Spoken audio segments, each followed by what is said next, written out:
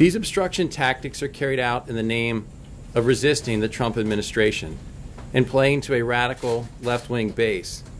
But it is the will of the American people that is being denied.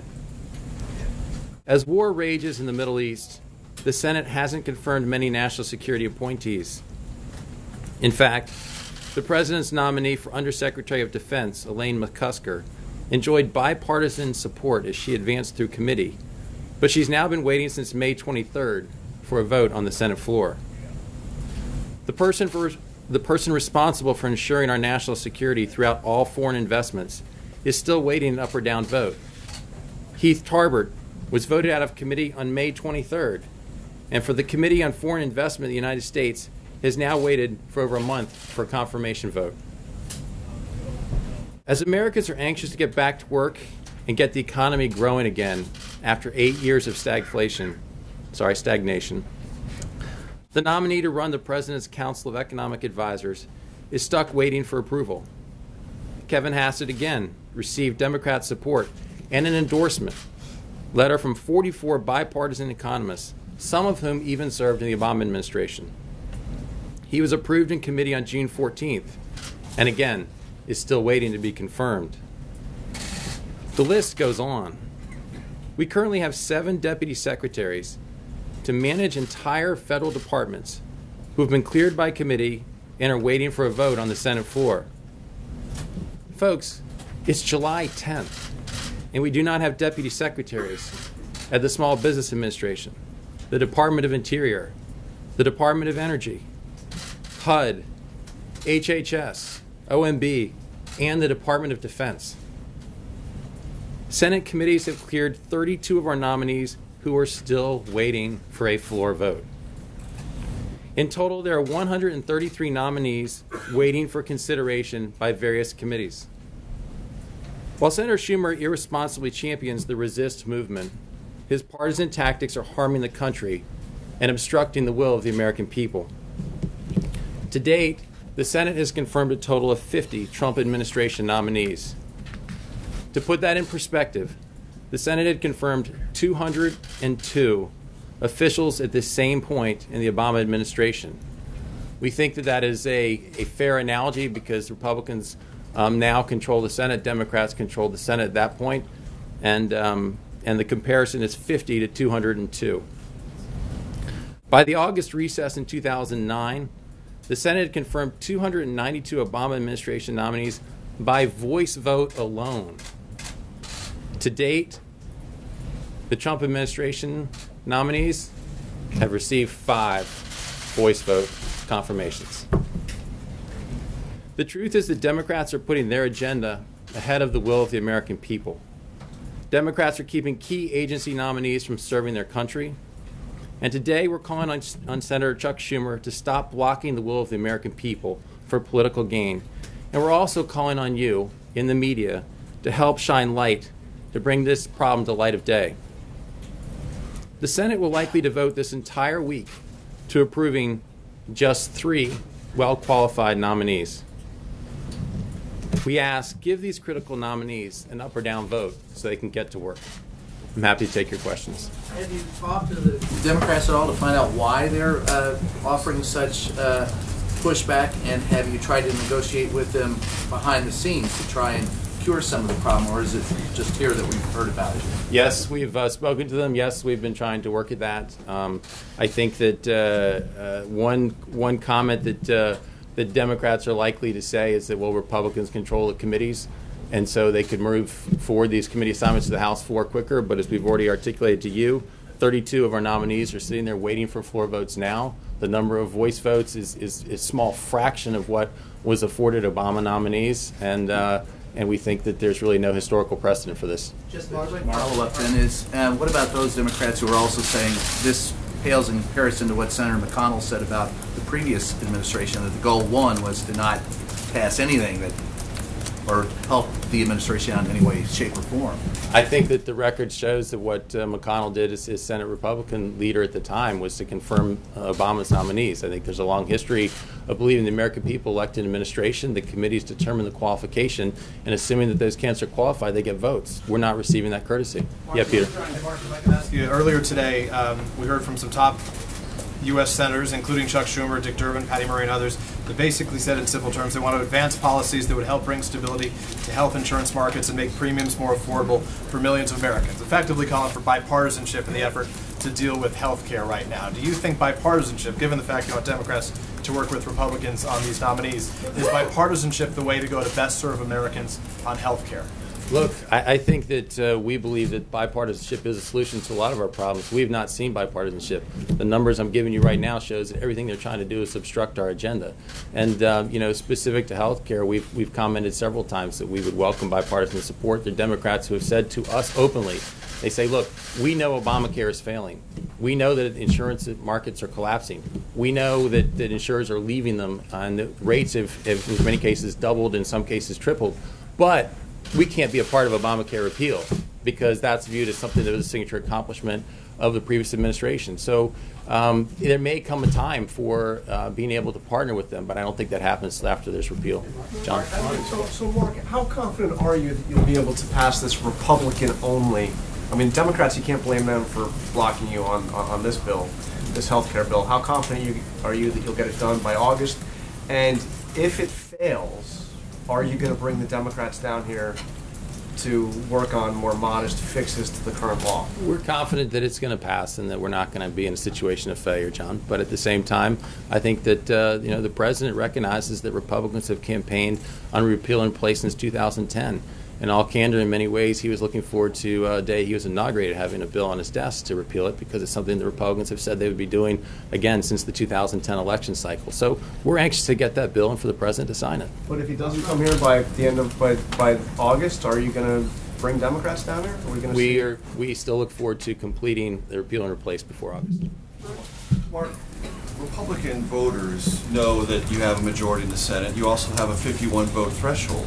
They also know the Senate Majority Leader controls the calendar, especially on executive branch nominations.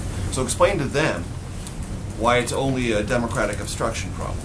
Well, as you understand the nature of cloture votes, that is something that in past administrations has not been required. And so, Motion to proceed. yes, thank you, Major. So in previous administrations, I know I have the number here. It was roughly about 5% of nominees that were required to get cloture votes. In our case, it's been about 90%. So yes, there is the process that the Republicans control the committees. In some cases, I mentioned, they've gone to the extraordinary steps of actually walking out of committee hearings to deny a quorum, just delaying the process. And in many cases, we believe that part of this is obstruction because they know the most precious thing the Senate has is floor time. So if they stretch this out longer, it means you don't get to your legislative agenda. So it's part of their strategy as well. But it is historic in the obstruction that is denying the will of the American people who elected a new administration and expect that administration to be able to staff the departments. Now, Mark, you told us that you have confidence that health care will get passed by the August break. But it appears by all the reporting that we do that the trajectory is moving in the opposite direction. A greater number of Republicans are ambivalent or opposed to this currently drafted legislation than just 2 weeks ago. What is the source of your confidence when the outward vote counting appears to be moving in the opposite direction from the administration's vantage point? We look forward to being able to rescore bills that provide, I think, many things that various factions of the party were looking for. I think what you heard over the recess was expressing displeasure with a previous draft that's now been amended. It includes, as you know, a lot of resources for opioid funding that many in states, perhaps more in the Midwest, that have been plagued by opiate addiction we're looking to get. It also includes the ability to use your HSA accounts to pay for premiums, and that's something that many of the conservatives have asked for. We also are waiting to see how the Cruz-Lee amendment gets scored, so we believe that the bill is changing significantly in a way that will garner the necessary votes. Mark, Mark, thank you. Can you map out specifically what role President Trump is going to take in trying to get this bill over the finish line? Obviously, in the final days of the health care bill's passage, he was very front and center. Is he going to take the same type of approach in these next 2 weeks? Obviously, he has the Paris trip coming up. And then I know you're focused on Plan A, but should you need a Plan B, is it the position of this White House that Obamacare should be repealed with a plan to replace it further down the line? Several questions there. I think that there's a natural difference between a bill passing the House and a bill passing the Senate. And so when you have 435 members in the House, I do think that the appearance will be more frenetic. You'll see many members coming over here to the White House for broader meetings. In the Senate, we know that the number of targeted votes is a much smaller number. And so you're not going to see that same level of activity of members coming in and outside the White House. But the president doesn't mean the president isn't engaged. As the president was leaving for his most recent trip on a holiday weekend, he was continuing to make calls, and he will continue to make his case. This is a promise that Republicans have made to voters, and it's a promise that he expects them to deliver on. If you need the Plan B option, is it still the position of this White House, as the president tweeted several days ago, that the focus should shift to repealing Obamacare now, making sure that happens, that promise to America's voters gets fulfilled? To be clear, we still believe that the bill before the United States Senate is the preferable path. I just want to state that clearly for everybody, that that is the path that we're playing on. But I think the president is making a very clear point that Republicans have voted many times on a repeal bill. And when we talk about its repealing, it's important to keep in mind what that did. It continued payment for Medicaid. It would create basically a stabilization fund to keep the markets as they are for a period of 2-3 years until a replacement plan is put together. And I think the president is making the case that Republicans have already cast that vote. And it's not as if markets have gotten healthier. Markets have only continued to continued to collapse. And so in light of that, it's pretty hard to explain, we think, how you would have voted for it 18 months ago and couldn't support the similar vote when the markets get worse than what they were. So the president does recognize that he just thinks, stating a simple political fact, that that's a vote they're on record. In fact, 49 of the current Republicans voted for that previously. In addition, now Todd Young voted for it in the House and is in the Senate. So right there, you have 50 votes basically casting the same vote. That's the price. Right, that's the price that you're referring to, right, Mark? There's been multiple repeals. The most recent was December 15. Back on the obstruction charge, has the president raised this directly with Senator Schumer, and how often do they communicate? I will leave the president's personal conversations with Senator Schumer, but keep in mind that there are also Democrat nominees working through this process, that there are certain independent boards and agencies for which statutorily the Democrats, the minority party, gets its own picks. And to date, I will grant you, it's a very small sample size, but we have nominated twice as many to this point as Bush had. I'm sorry, as McConnell had of Republicans. So it's, again, one more factor of us looking to try to be bipartisan and help to make the nominations that they're asking for, and yet there's been no reciprocation as far as a courtesy in anything but obstruction. Mark, everyday healthcare, back on the healthcare issue, how much confidence does the president have in Senator McConnell to push this over the line? The president has confidence in both Speaker Ryan and Leader McConnell. Yes. Mark, slightly off topic, there's a quote floating around of you saying that you think the drafted legislation on the Iran and Russia sanctions is poorly written. And so I want to know, is the White House going to support a bill that is not poorly written, and what exactly would you like to see changed for the White House to support it? Thanks. To be clear, the administration's perspective is that we support the sanctions in the bill on Russia and Iran. Keep in mind, it's initially an Iran bill for which there was a Russia sanctions amendment. The administration is fully supportive of those sanctions. What our concern is that the legislation, we believe, sets an unusual precedent of delegating foreign policy to 535 members of Congress by not including certain national security waivers that have always been consistently part of sanctions bills in the past.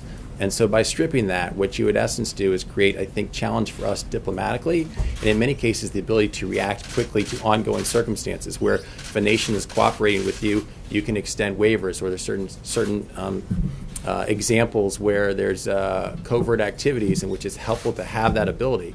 And by stripping that away from the executive branch, we think it's the way it's currently drafted is something that neither a Democrat nor Republican administration would support. Does this come up in the meetings with President Putin at all? Anything around that? Mark? I'm on healthcare. one of the reasons that so many senators are reluctant to endorse this bill right now is they're hearing a lot of opposition in their districts, they're hearing phone calls in their office. Is there anything that the president's going to do to use his bully pulpit to make an affirmative case to the American people for this bill? We've not heard him do that so far, apart from a few tweets here and there.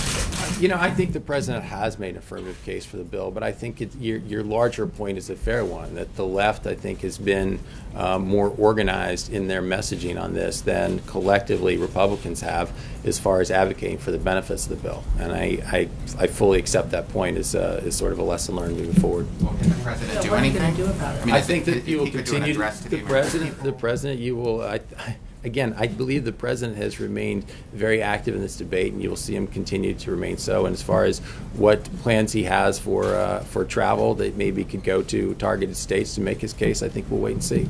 Mark, do you think it was the right idea, the right approach to have more of a hands-off approach during the Senate process than he did during the House process? I know Senator McConnell asked, the White House to not be directly involved in the negotiations. As it sits here right now, do you believe that that was the right approach? And what are you doing specifically this week to get the Jerry Morans and the Senator Hovins on board? Because opiates aren't their concern.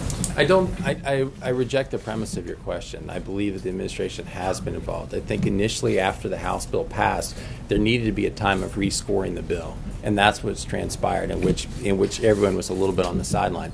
But since then, I think that the Vice President has been at the Senate Policy Lunch every week, in which this has been the primary focus of conversation. Seema Verma from HHS has gone and had countless meetings with members who are questioning where they stand or undecided. She's been talking to them very specifically about Medicaid funding for their states in very formulaic conversations. The Secretary of HHS, Tom Price, has been making calls and meeting with members throughout the holiday as well. So, again, it's different because when you have 435 members in the House, you're going to see a lot more activity coming in and out of this building. But I think that that's a false measure for the level of activity that we have in this debate. But how do you explain the approval rating for this bill as it now sits is so much lower than the president's approval rating?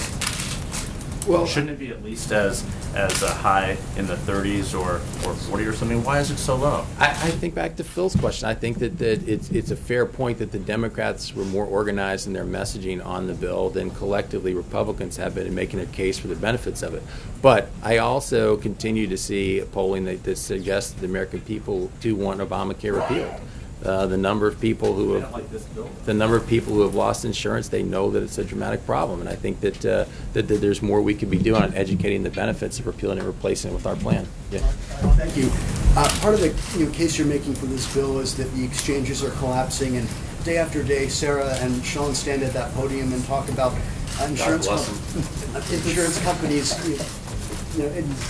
Yes, sir. Insurance companies that are pulling out of the exchanges.